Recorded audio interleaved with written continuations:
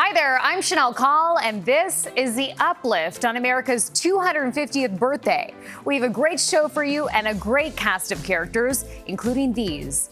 A Texan who embodies Southern hospitality, which is just what these World Cup visitors got when they took a trip to the small town of Bastrop.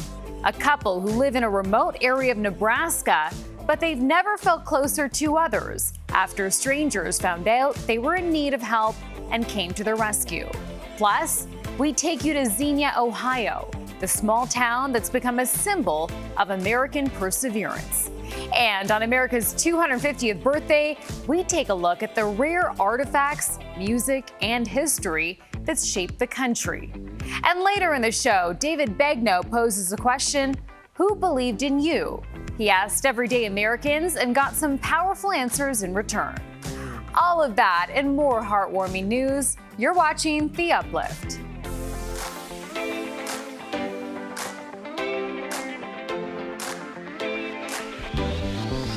Hey, welcome to The Uplift, the show that's here to lift you up for at least the next 30 minutes. America is turning 250 years old, and we're celebrating by exploring some of the most unique corners of the country and meeting some of the most patriotic people. We begin with a man in Bastrop, Texas, who embodies Southern hospitality and showed some World Cup visitors a good old country time. Four-wheeling through the muck of South Central Texas.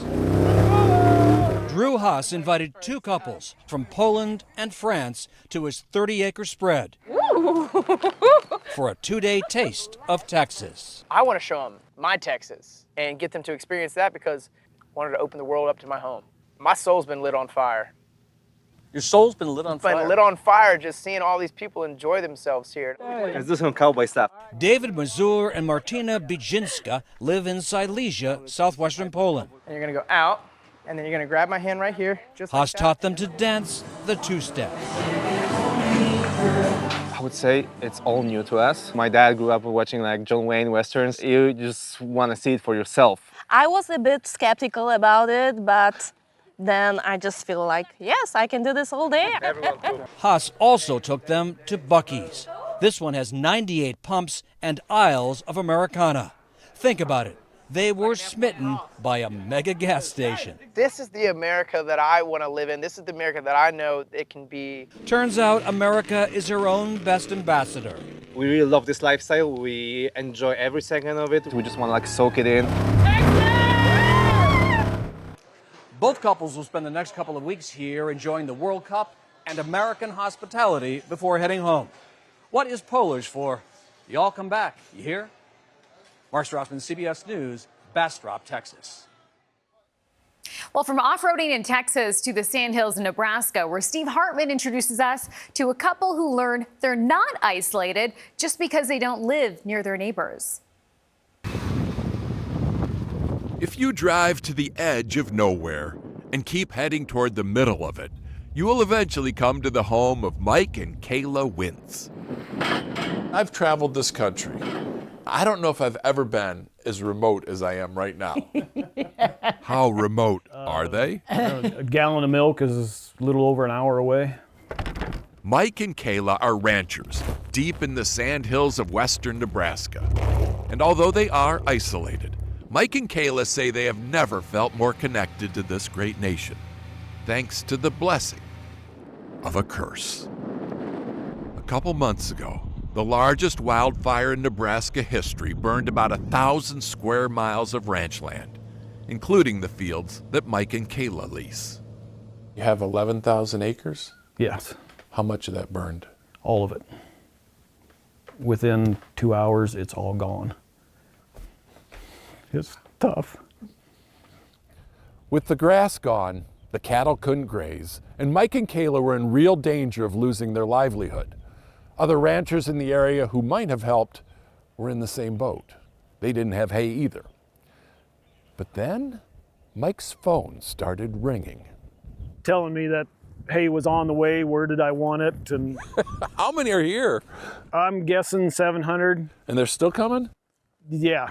So far, Mike has been gifted about $80,000 worth of hay from mostly anonymous donors. They don't want the glory. Isn't that the best kind of kind deed, though? Yeah. Yep. They know they did it, and that's all they need. Yeah. It is selflessness. Yeah. And it is of great magnitude. Up to 200 phone calls a day of people wanting to donate hay. Sarah Cover is a volunteer. She's been connecting donors with other ranchers in the area who lost all their grass and hay too. You see these convoys of 20 plus trucks loaded with hay, and there's school kids cheering them on. No one asked for this help. It just came from thousands of farmers and ranchers and truck drivers as far away as South Carolina. And although the need remains desperate, Every rancher that we've called to send them hay has asked us to send it to their neighbor first. empathy, charity, and grace. Qualities that guarantee no matter how isolated you are never alone. Steve Hartman, on the road, in the Nebraska Sandhills. Coming up, we continue to celebrate America's 250th with a rare look at some of our country's most amazing treasures.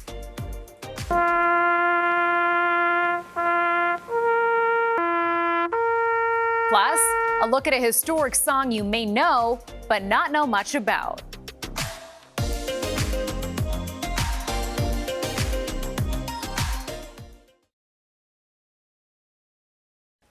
Welcome back to The Uplift. As we celebrate America 250, you might hear this familiar sound.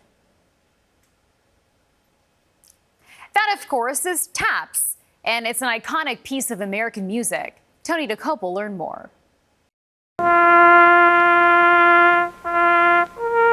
It's a piece of music played at the funeral of nearly every veteran of our armed forces.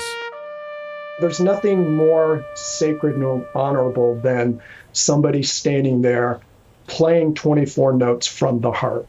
But believe it or not, many military funerals are in fact served by a digital bugle, the bugler just pressing play on a tiny hidden speaker.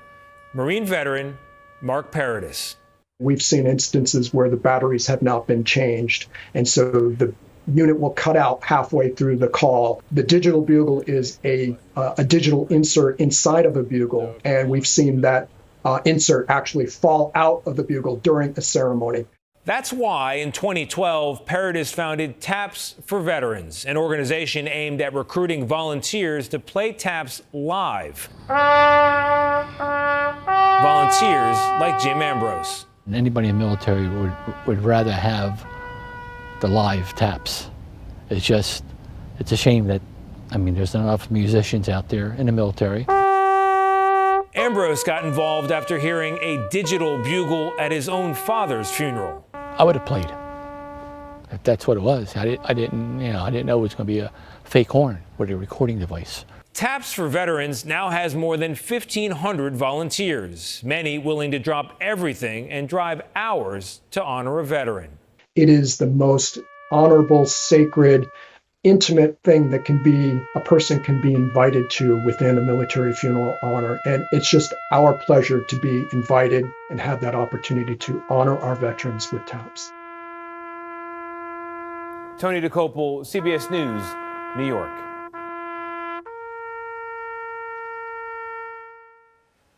America has collected 250 years of historic treasures since it was founded in 1776. The best place to display some of that history? Well, the castle that served as the first ever home to the Smithsonian.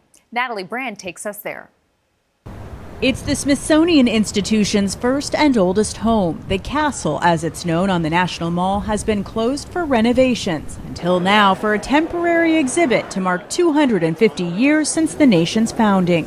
What we wanted to do was then to do something intimate here that would allow the public to understand that America is both a place and an aspiration. Secretary of the Smithsonian, Lonnie Bunch, showed us the key items he selected to tell America's story, starting with the desk Thomas Jefferson used to write the Declaration of Independence. I'm still struck by he designed that desk. Yeah, he designed this desk himself. It's like a little portable desk or something. And he knew it was going to be important, so he had a piece of paper that said, basically, this is the desk that I wrote the Declaration of Independence on. And what's so powerful is It's a small little disc. But from it, Bunch says Jefferson wrote words that still shape our nation. Pursuit of freedom, of liberty, basically of fairness, of democracy. And look at how those things have played out over the last 250 years, not with large stories, but with single objects to help people sort of get an intimate sense of America as a work in progress. Items in this room show that progress, including this early model of the Statue of Liberty gifted by France to Congress in 1884. As a symbol of friendship, but also as a symbol of America abolishing slavery. Also here, a microphone from FDR's fireside chats, Thomas Edison's light bulb, Amelia Earhart's flight suit paired with Sally Ride's spacesuit. I love the fact that basically she is standing on the shoulders of Amelia Earhart, and that in essence, the strength of America is that people like that can break those ceilings. Mementos of the country's past that today's visitors to the nation's capital get to see up close. It's like traveling to a different world. Especially in this day and age when everything is so focused on technology and getting information in an instant, it really is just our time to go back to our roots. Inspiring reflection after our revolutionary start. Natalie Brand, CBS News, Washington. Coming up, we continue to celebrate USA to Z. We've nearly made it through the whole alphabet. Now we've landed on X. So what could possibly start with X? You'll find out after this break.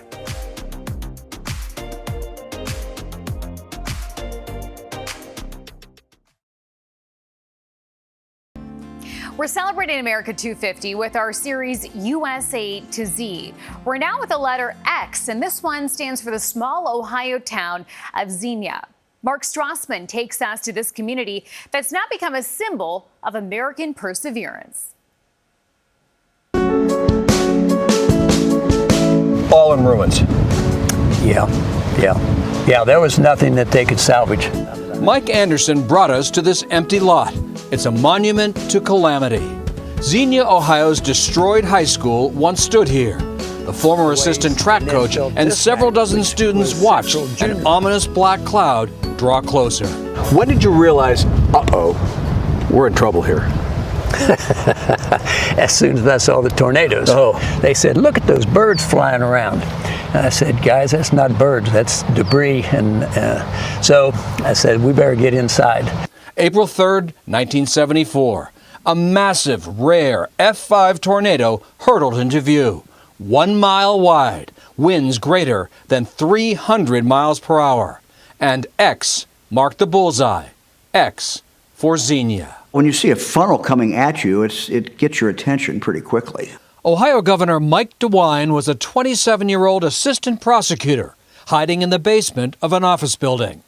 He took these damage images with a Super 8mm film camera. We knew it was hitting. Yes, you could certainly hear it. It was all dark, and everybody's kind of holding on to everybody, and really thought this could be the end. One of the worst tornadoes in U.S. history pancaked this community of 25,000 people.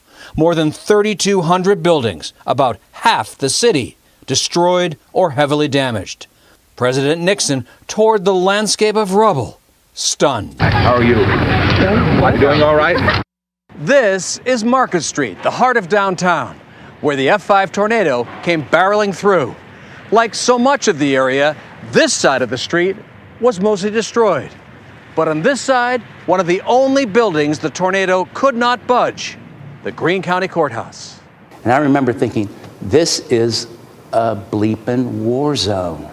Ohio State Judge Mike Buckwalter, then 17, remembers walking outside into eerie quiet. Hundreds, if not 1,000 people, faces I saw that were in clinical shock. No one was screaming, no one was crying, no one was yelling, no one was doing anything other than like almost zombified. 32 people in Xenia were killed. 32. Mike Anderson helped save his students by sheltering them in a locker room. His 2 kids at home also survived. Their house fell down around them. You lost your house. Yes. You lost the building where you worked. But you feel lucky. We were lucky, because there were 32 other families that were not so lucky, that lost people. Rebuilding Xenia took decades. The city became a symbol of Midwest resilience. Yes, they might be sorrowful about losing a house or maybe even a friend, but the human spirit just was, let's go, let's move forward. A monument downtown marks the lives lost. Some people need no reminder. Yeah, it's indelible in all our minds. Even 52 years later. It will be until I die. Xenia may never forget. Who could? Mark Strassman in Xenia, Ohio. Coming up, who believed in you? It's a simple question David Begnaud loves to ask, and he often gets some really powerful answers. Hear what he heard from everyday Americans coming up next.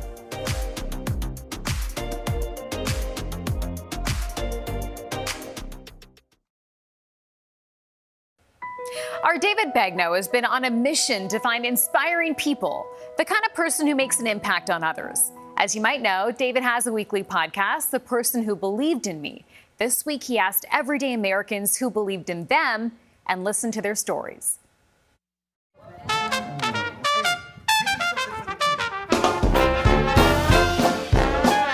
New Orleans, a city that has never met a stranger. I'm doing an interview. You're doing a great job. We set up a microphone in the heart of the French Quarter with a simple question. Who believed in you? My wife. She took me in as a project, as every good woman does with the ratchet man. My sister Janet is the one that continues to believe in me and support me like no other. We hadn't been out there long when a 23-year-old jogged by us and told me that he had seen me on television that morning. It's David, good morning. He'd come looking for us. It's funny because I was watching the news this morning. I'm like, hey, David Begnaud. People walk up and they tell us about the person who believed in them and how it did something for them. Do you want to do that? Sure, why not? Why not? Just step up. Step up. Scared. All right. I'm usually not in front of the microphone, so I have to No. It'll pick you up. Turns out Chris Worrell was a lot more comfortable behind a camera than in front of one. For 2 years, he had been filming and editing game tape for the Tulane football team. That was a heck of a catch. This past May, he earned his master's degree in sports studies. Go, baby, go! But to understand where Chris is now, you have to go back to Champaign, Illinois, and a baseball coach named Joe Yeager. Going into high school, I kind of was a scrawny kid, really socially awkward, didn't believe in myself, played baseball, wasn't that amazing, and then so out of happenstance, I get recommended to go to this guy's gym, and then, he randomly decided hey, I believe in this kid, I believe that, he's someone that can make a change in someone's life someday, have a positive impact. We tracked Coach Yeager down at his gym in Illinois, and when he told us how Chris first showed up, it almost ended before it started. First day of the gym, it's, new session. We kind of had this invite only, or we knew who was gonna come prior to. And I look over and there's a man standing there with his son, and they're like, we're here for training. And I said, I'm sorry, we're probably not gonna be able to take you on. So as the father walked out, something occurred to me, and I kind of went down and I said, hey, wait a minute. Chris was the band kid, scrawny, shy, and no obvious reason to bet on him. But Yeager called that dad back. He would talk, and I think everybody else would kind of be like, yeah, Chris, that's right. And Chris really started to realize, wow, okay, what I'm saying has some relevance and some importance. Chris trained hard. With Yeager in his corner, he made varsity and the starting lineup. As that confidence started to come through sports, you really just seen his whole personality just really come alive. And I was like, okay, I think this kid can do even bigger and better things. Okay, I got it. I'm usually not in front of the microphone, so I have to We wanted to show Coach Yeager what his former player had to say about him. I want to talk about today a coach that I had growing up. So Coach Joe Yeager is his name, from Champaign, Illinois. He welcomed me into his room. I was with a bunch of people older than me. They had no idea who I was, and I really became a part of that group. It became a family, and I learned how to believe in myself and how to pass that on to other people. What was it about what he did that amounted to a belief in you that makes you feel sort of the gratitude that you're expressing? Well, he kind of invested in me when no one else did, because I was not someone, I was very introverted, very shy, not the type of person to go up to someone and say, hey, would you please help me? He was the one that lent out that hand. It was like, hey, I can help you. Look at where I was then and look at where I am now. And so I try to spread that as much as I can to other people, that everyone has a place in this world, no matter who you are. Wow. One of the things that I think are missing in sports is giving everyone a chance to lead. And Chris just blossomed. Then we thought, why not let them hear it from each other? What's up, boy? Man, Chris, you got me out there crying, buddy. You saw what I said? Man, kiddo. That's how you train me. That's how you train me. It's all you, coach. It's all you. No, man, you did it. You know how easy it would have been for you when I walked into the gym that one night with my alligator hat or whatever, for you to turn me away and say, hey, this is a closed group, and when you lent me a hand at a point where I didn't really have much direction. Thank you so much for everything you've done for me. Let me tell you something, Chris, you're welcome, but thank you. Because it's kids like you that give me an opportunity to coach. And if it wasn't for you, what would I be doing? One coach, one decision. One kid who never forgot either. Our defense, you can turn away. There's a lot of people out there that think they're kind of useless and don't really have a purpose in life. There's a place out there for you. You just have to put yourself out there and go find it. Amen.